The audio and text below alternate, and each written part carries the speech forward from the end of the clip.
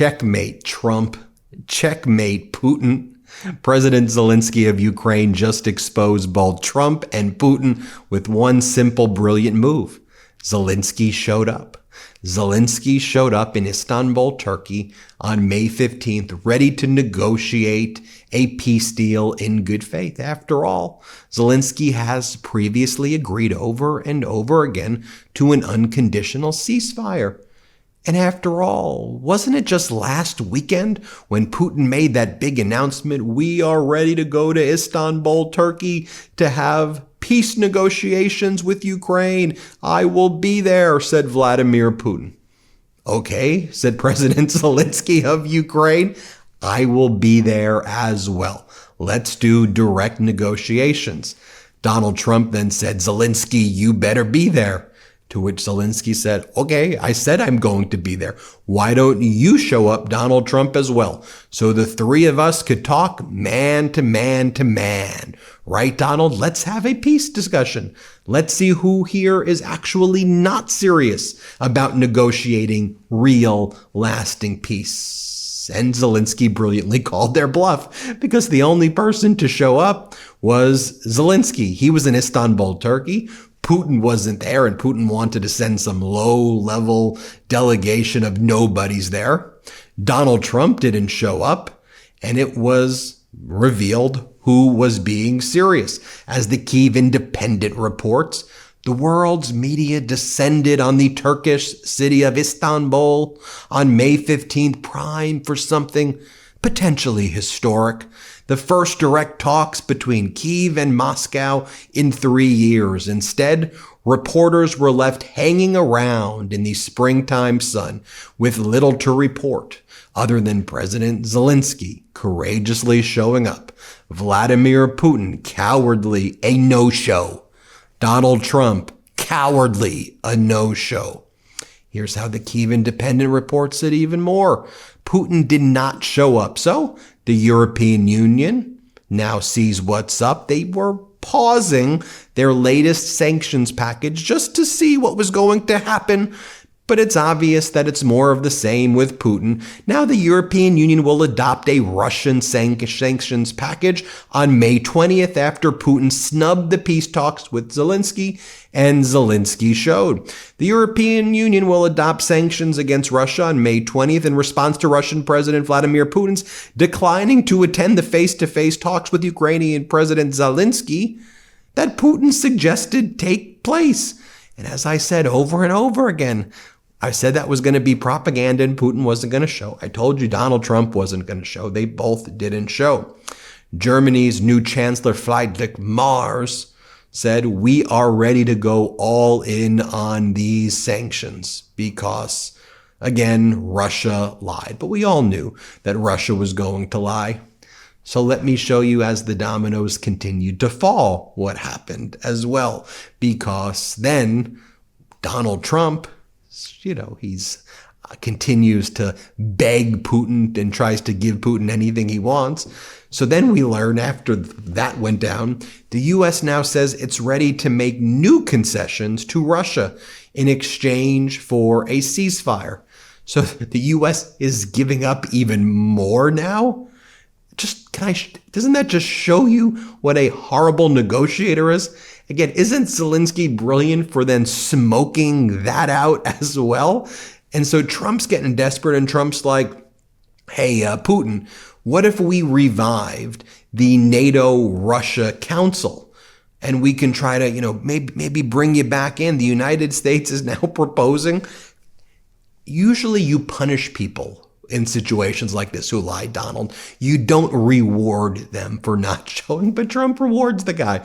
The United States is now proposing to revive the NATO-Russia Council as part of a broader America plan to end the war in Ukraine, Bloomberg's reporting on May 15th. In April, Axios reported that Donald Trump's peace plan also included Washington's de jure recognition of Russia's control over occupied Crimea, along with de facto recognition of its occupation of other Ukrainian territories. In other words, making Ukraine basically totally capitulate.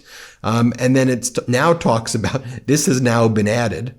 The new proposal revives the NATO-Russia Council, a forum for military and political dialogue frozen since Russia's full-scale invasion of Ukraine in 2022, this is now being added. The NATO-Russia Council NRC was created in 2002 to promote cooperation and dialogue between NATO and Russia, originally designed as a forum where NATO members and Russia could work as equal partners on shared security issues. The NRC has not convened since January 2022.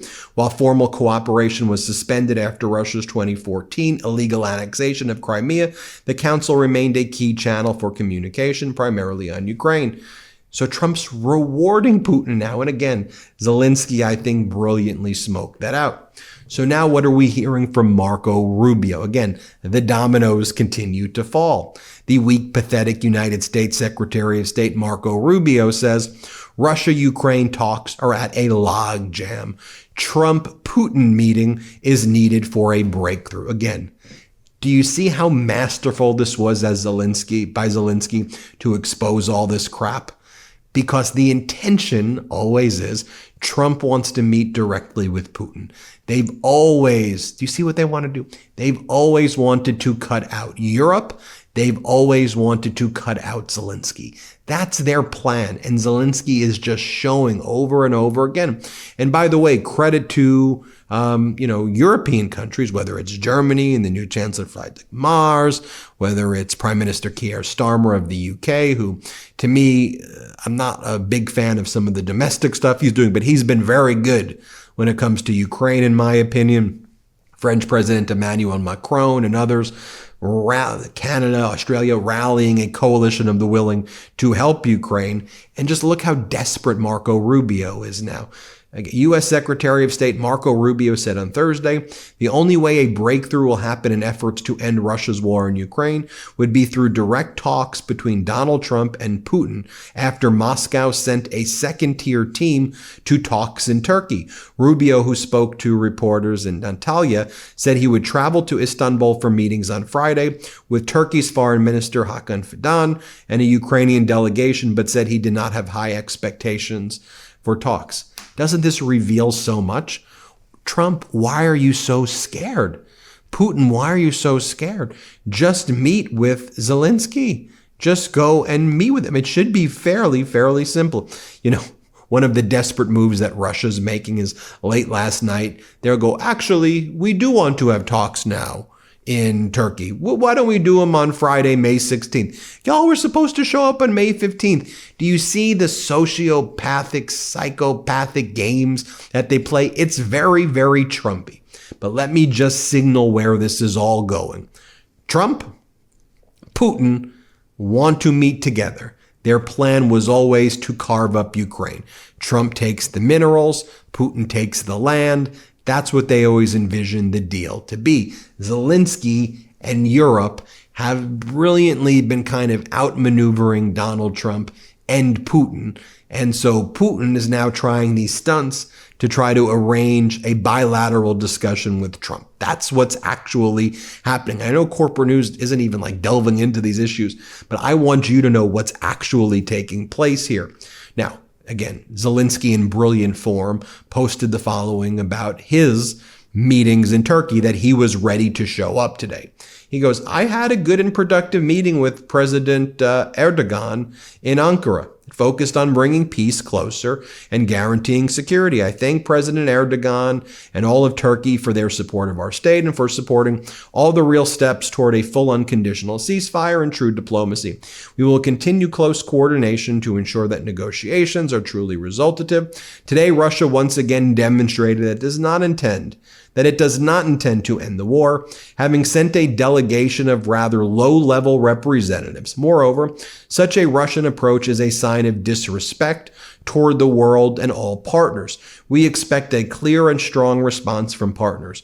President Erdogan and I also discussed cooperation with the coalition of willing security guarantees, monitoring the ceasefire, maritime demining, Ukraine's reconstruction, and the development of partnership between our two states. I am grateful that on most of these issues, we share a common wisdom. Powerful words indeed. And then even before he went to Turkey, Zelenskyy said the following: "Today we held several meetings with the team regarding the format in Turkey. I am waiting to see who will come from Russia, and then I will decide which steps Ukraine should take. So far, the signals from them in the media are unconvincing. We also hear that President Trump is considering attending the meeting in Turkey. That could become the strongest argument. This week really may change a lot, but only may. Everything is being decided right now. Russia is only prolonging the war and the killings. I want to thank every country, every leader who is now putting pressure on Russia so that the shelling finally stops, so that meaningful negotiations can take place at a level where real decisions can be made. To everyone helping peace and diplomacy, thank you." And again, do you see how Zelenskyy got ahead of the issue? He said, I hear Trump's coming. I hear all these people are coming. Let's all three of us talk. Now, I just want to ask you the question. Trump don't want to talk to Zelenskyy one-on-one. Putin don't want to talk. And let me remind you what Donald Trump said during the campaign. He said, I would get Putin in the room and Zelenskyy in the room before day one. Remember Trump said that? Here he is saying it. Play the clip. Well, there you have it, folks. Hit subscribe. Let's get to 5 million subscribers. Thanks for watching. New Meidas merch drop! Check out the latest pro-democracy sticker packs, t-shirts, hats, sweatshirts, and more. All at store.MeidasTouch.com.